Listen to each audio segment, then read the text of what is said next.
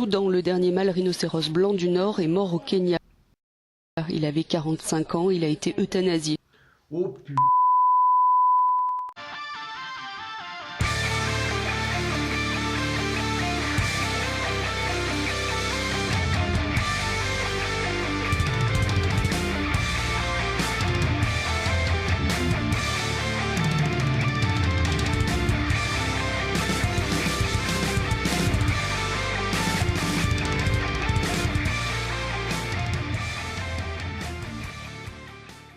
Bon, je me lève, tranquille, ce matin, et j'ai même pas le temps de finir mon petit Sky matinal que j'apprends cette nouvelle. Tu sais, c'est le genre de nouvelle bien relou, mais tu sais pas pourquoi ça t'affecte. Parce que ce rhino, c'était pas un poteau ou un membre de ma famille, et j'irai pas non plus à ses funérailles, mais indirectement, ça me fait chier. J'ai eu l'impression que ça avait pas suscité plus d'intérêt que ça, parce qu'à part Cookie Time de YouTube et moi, j'ai l'impression que tout le monde s'en fout. Après, je t'avoue, je suis pas scotché à ma télé ou à mon poste de radio pour écouter les nouvelles. Et cette nouvelle, elle est quand même finalement dramatique parce que, comme c'était le dernier représentant mâle de son espèce, ça induit la disparition de l'ensemble de cette sous-espèce. Bon, le rhino, il a été majoritairement braconné pour sa corne, qui, selon la médecine traditionnelle chinoise, aurait des vertus aphrodisiaques. Donc en gros, c'est le peuple qui est déjà le plus nombreux sur Terre qui bute indirectement des rhinos pour pouvoir ken plus. Je suis pas raciste, j'ai un pote vietnamien. Bon, pour moi, le rhino, c'est cet animal magnifique et emblématique que j'aurais trop aimé voir si j'avais eu la chance de faire un safari.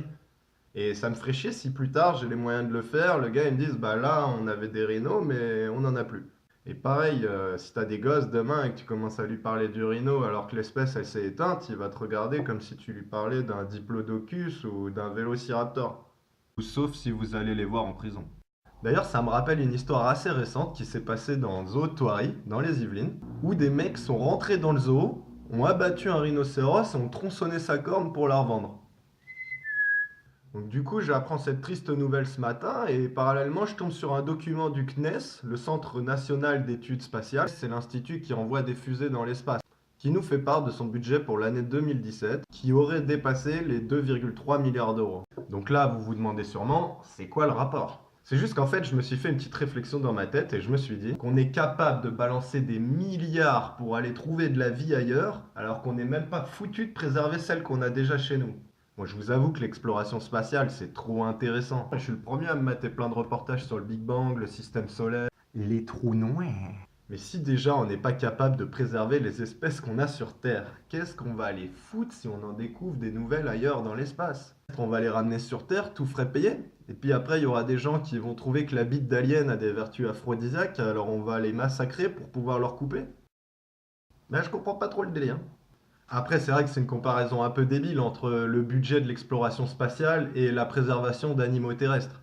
Enfin, c'est comme se dire, alors, que préfères-tu entre avoir une tub à la place du nez ou chier du verre pilé toute ta vie?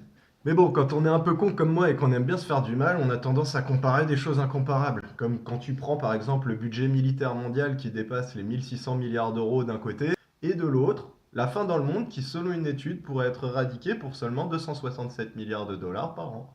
Tu vois, tu peux prendre aussi le budget de la publicité qui dépasse les 550 milliards d'euros par an. Et d'un autre côté, tu prends la déforestation où tu as l'impression qu'il n'y a que 4 pélos qui luttent contre.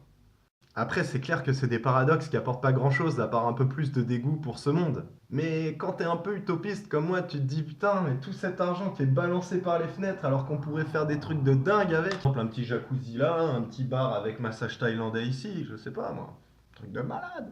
Enfin bref, ça sert à rien de se dégoûter encore plus. Et donc voilà l'illustration qui m'a été inspirée du CNES et de la disparition de Soudan. Oui, Soudan, c'est le nom du rhinocéros qui est mort. Et oui, il habitait au Kenya, mais il s'appelait Soudan.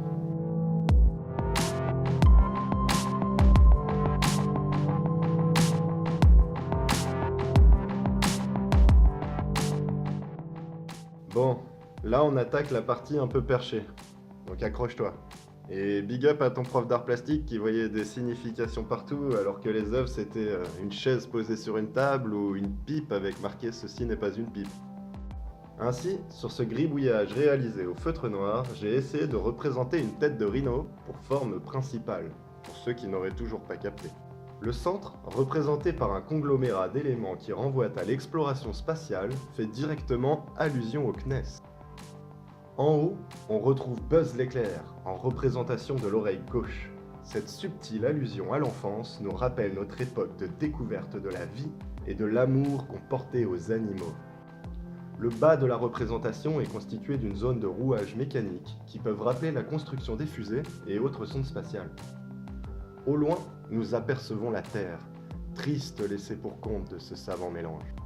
Enfin, la corne, l'arme du rhinocéros, qui est finalement devenu son talon d'Achille. Ah Bon, je pouvais pas vous laisser sans faire non plus cette petite mention spéciale à ces espèces de fils de qui partent à l'étranger pour aller chasser des animaux blindés de sédatifs. Donc à tous ces gros enculés, je vous souhaite un bon gros cancer. J'espère que ce premier épisode vous aura plu. Si c'est le cas, n'hésitez pas à cliquer sur le pouce bleu. Il y aura plein d'autres épisodes à l'avenir, donc si vous voulez vous abonner à la chaîne, moi ça m'aide grave. Putain, Philibert, on avait dit pas dans les plans.